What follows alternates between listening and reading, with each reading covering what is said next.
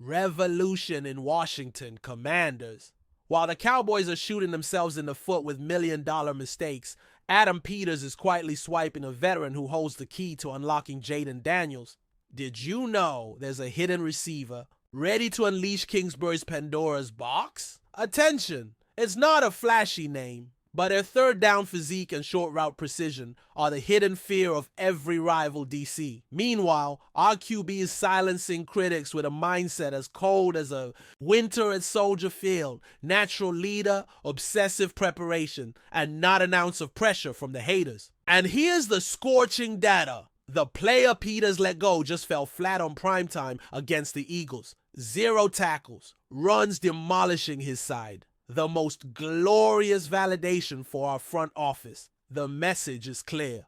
We're in chess while they play marbles. Subscribe now. This is not theory. It's analysis with hidden stats and film that no one else breaks. True fans? Hit the darn bell and don't look back. Let me start with something that traditional media is completely ignoring, and it's criminal that they aren't talking about this. Adam Peters is playing chess at a level Gary Kasparov would be proud of, while the rest of the league's general managers are playing checkers in the park. And Kendrick Bourne, that 30-year-old veteran who spent the last 4 seasons with the New England Patriots, could be the masterstroke no one saw coming. Now, before some of you start saying, but we already have Terry McLaurin, we already have Deebo Samuel, hold your horses and listen up. McLaurin is still our undisputed #1 receiver. That's not even up for debate. He's a top-tier route runner who consistently beats #1 cornerbacks and forces bracket coverage over the top. But let me tell you this with absolute conviction. When defenses are double covering number 17, when they're sending safety help over Terry, we need someone who can brutally and effectively punish those decisions. And right there, exactly. There is where Kendrick Bourne steps in as the silent hero we may need. This veteran standing at 6'1" and weighing 200 pounds isn't going to win any foot race against Tyreek Hill. That's clear. But his resilience, his ability to run precise routes like a Swiss clock, and his Warriors' willingness to work the middle of the field where linebackers and safeties are waiting to cut you in half, make him exactly what Jaden Daniels needs to take his game to the next level. But here's the part that genuinely excites me.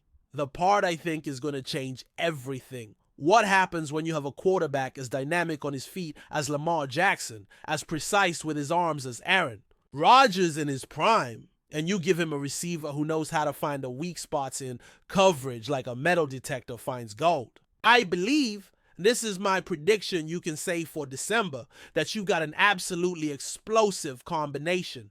Peters isn't pursuing this piece by chance or whim. This man has studied every snap of film, analyzed every advanced stat, and identified exactly where we need to improve. With players like Olamide Zacchaeus having to step up, with Diami Brown being promoted to more significant roles, it's clearer than day we need more depth and versatility in that receiving room. Bourne can be that extra security figure, that reliable blanket that has the physical strength and experience to turn 5-yard receptions into 40-yard touchdowns. And I'm not exaggerating when I say his post-reception physique could be exactly what we need to unlock the entire offense. But here's the truly brilliant play by Cliff Kingsbury. And this is something ESPN analysts aren't getting at all. Kingsbury built his entire reputation as an offensive coordinator on spacing concepts, quick pass schemes that confuse defenses, and allowing quarterbacks and receivers to operate in open space where they can do real damage. Bourne has exactly the tools to thrive in that system. He can move between different formations like a chameleon, can line up in the slot and punish zone coverages, can execute screens and slants that let him use his post-reception skills, and can expand the defense horizontally in ways McLaurin and Samuel can from their traditional positions. The versatility of our receiving room is something Kingsbury can fully rely on, and Bourne could be a crucial piece if given the necessary playing time. I'm not talking about making him the focal point of the offense, but his impact can be measured in those crucial third down conversions when you need exactly 7 yards, and he finds a way to get 8. His impact will be seen in those middle field receptions in tighter windows than a sardine can, in that ability to help Daniels keep the rhythm when defenses try to slow down our tempo.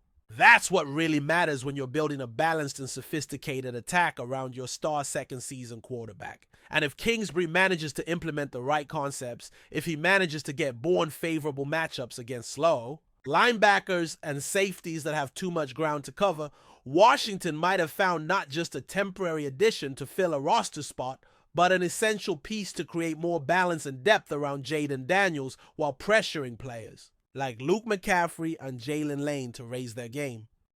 Now, let's talk about our quarterback, the future of this franchise. Because there's too much toxic noise out there, and someone with real knowledge needs to set things absolutely clear once and for all. Jaden Daniels is entering his second season after a rookie campaign that was literally historic, leading Washington to 12 wins, the most since 1991 when we were an unstoppable dynasty. And guess what?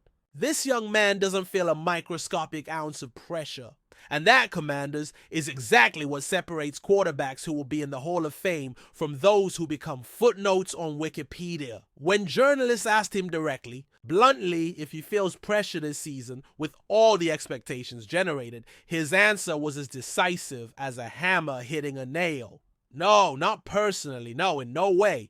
You have to enter the field and prove it every year. That answer gave me chills, and I'm not kidding. That mindset, that silent but unshakable confidence, is exactly what you see in true generational talents. Tom Brady thought like that when he was young. Peyton Manning had that same mentality. Aaron Rodgers has talked about similar concepts throughout his career. While brainless critics make completely unfair and irresponsible comparisons with Robert Griffin III, who, let's admit the truth, struggled immensely after his magical rookie season in 2012 due to injuries and developmental issues that had nothing to do with mental pressure, Daniels is fully focused on the only thing that really matters: daily preparation, constant growth, and continuous improvement. And here's something that absolutely excites me about this young man. How many second season quarterbacks, how many 24-year-old players in the entire NFL can honestly say that veteran teammates like Zach Ertz, a tight end who played with Carson Wentz, who has been to Super Bowls, who knows what leadership means at a professional level, call them team leader? That doesn't happen by chance, Commanders. That doesn't happen because you're nice or because you have a good smile for the cameras. That happens because you've earned that respect day by day, practice after practice, through your work ethic, your obsessive preparation, and your natural leadership that can be taught at any quarterback academy. Coach Dan Quinn, who worked with Matt Ryan during successful years in Atlanta, who understands what it means to develop young quarterbacks in this ruthless league, has specifically highlighted Daniels' growth, mentioning how he can elevate the players around him. That isn't a skill you learn in a leadership seminar. That's an innate quality that true franchise leaders possess from birth. And when Daniels talks about external pressure, when he says people can have expectations, they can say you can do this or wish you to fail. Actually, that doesn't matter. He's speaking like a true competitor who understands that the only noise that matters comes from within the building, from his coaches, from his teammates, from the people who truly understand the game. For him, and this is what convinces me that we're witnessing something special, the only pressure that counts is the one he puts on himself to prepare correctly, to study film until his eyes hurt, to know every defensive coverage like it's his phone number, to be ready when his number is called in crucial moments. This prove it every year mentality he mentions is the mindset of eternal champions. It's not the mindset of someone who settled for a good rookie season. It's the mindset of someone who sees last season as exactly what he said: just the beginning of something much bigger. And while Washington prepares to face the New York Giants in week 1, while the entire NFC East prepares for a war that's going to last 17 weeks, we have a quarterback who not only understands the magnitude of the moment, but fully embraces the opportunity to show he can grow, improve, and lead this franchise to heights we haven't seen in decades. And now we come to the cherry on the cake, the sweetest and most satisfying validation of this early season. What happened in the season opener between the Dallas Cowboys and Philadelphia Eagles wasn't just a football game. It was a real-time masterclass on why Adam Peters is a management genius and why some decisions that seem controversial in March look like works of art in September. Let me refresh your memory with all the details that make this story even more delicious. Dante Fowler Jr. was effectively a standout among Washington's edge rushers last season, logging 10.5 sacks along with 44 quarterback pressures according to official stats. On paper, those numbers look respectable, almost impressive to some casual observers. But Peters, that analytical brain that sees 3 plays ahead like Magnus Carlsen playing chess, identified fundamental issues that surface stats didn't reveal. And that's why, despite that seemingly solid pass rush production, it wasn't enough for Peters to offer Fowler another contract. The first red flag was obvious to anyone who studied real film. Fowler's reputation visibly deteriorated in the season's final stretch, and especially during the playoffs, exactly when games matter the most. Teams had identified his weaknesses and were exploiting them systematically. The second red flag was even more concerning. While Fowler's 10.5 sacks and 44 pressures was statistically encouraging, his run defense capability left much to be desired. His 50.0 run defense rating, according to Pro Football Focus, placed him in a humiliating position, ranked 169 out of 210 qualified edge defenders. Think about that for a second. In a league with 32 teams where most have at least 6 or 7 edge rushers on their rosters, Fowler was in the lowest percentile in the entire league in something as fundamental as stopping the run. The former 3rd overall draft pick had become a one-dimensional problem, and Peters knew he couldn't rely on him to provide the complete production needed in a modern defense. Meanwhile, Jerry Jones and the Dallas Cowboys were more than willing to pay premium price for a flawed player. They offered Fowler a 1-year contract for $6 million with a $3 million signing bonus and $5 million guaranteed. They basically paid him all-pro money for average player production with critical flaws. And as if that wasn't bad enough, Jones inexplicably decided to trade all-pro edge rusher Micah Parsons to the Green Bay Packers, practically guaranteeing Fowler would have a much larger role and more responsibility than he could genuinely handle. The Commanders had identified exactly the problem that was going to blow up in Dallas. It was why Fowler's effectiveness waned, when teams really studied his film and found ways to neutralize him. It was also why Peters was more than willing to let him walk in free agency and seek more complete alternatives. And then came Thursday Night Football, and it was a sight to behold for any Washington fan with a memory. To no one's surprise, who really understands the game, that glaring run defense failure was fully exposed during the NFL season opener. Fowler's inability to establish discipline on the edge and maintain containment surfaced from the first plays of the first quarter. He struggled hugely to generate real pressure on the quarterback, looked slow and off balance chasing the ball, carrier when Eagles ran toward his side, and although he registered a single quarterback pressure all game, he didn't manage a single tackle. Not one. This was a depressingly and painfully familiar feeling for anyone who had been genuinely paying attention to Fowler during his time in Washington. It's a chronic problem he's faced throughout his professional career, showing absolutely no sign of improvement, no matter how many different coaches or defensive systems he's experienced. Jerry Jones' completely delusional projection that Dallas's run defense was going to set the tone and establish physical dominance without Micah Parsons' game-changing impact not only failed, but was exposed as the fantasy of a man who clearly doesn't understand modern football. The Philadelphia Eagles, showing exactly why they are the defending Super Bowl champions, ran for 158 rushing yards and scored 3 touchdowns running directly at where Fowler was supposed to anchor that defense. Saquon Barkley and the rest of Philly's backfield had a field day rushing toward the side. Fowler was responsible for maintaining discipline. Whenever Eagles needed crucial yards in short yardage situations, guess where they ran? Directly toward Fowler's side, who looked completely lost balancing his pass rush responsibilities with the need to maintain gap integrity. Thankfully for us Commanders, Fowler's chronic inconsistencies and fundamental issues are no longer our headache. There are legitimate concerns about some of our current edge rusher options. I'm not denying that, but at least we know they will be significantly better against the run and more reliable in critical situations. And that run defense improvement, however small it may seem on paper, will be crucial to our plans of dethroning the Eagles, who despite winning that game against Dallas, looked like a shadow of the dominant team that lifted the Vince Lombardi trophy to start that title defense, too.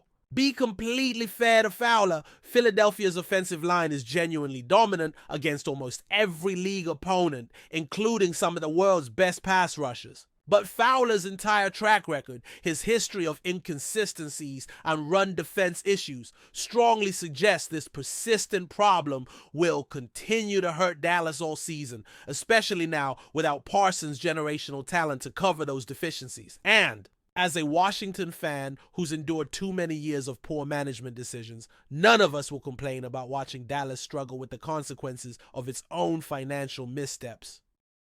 What makes these three stories truly fascinating is how they connect to reveal a bigger picture of where this organization is heading under the leadership of Peters and Quinn. The potential acquisition of Kendrick Bourne represents exactly the type of smart, calculated move successful franchises make. Identifying market value, finding players who fit perfectly into their system, and adding depth and versatility without breaking the salary cap.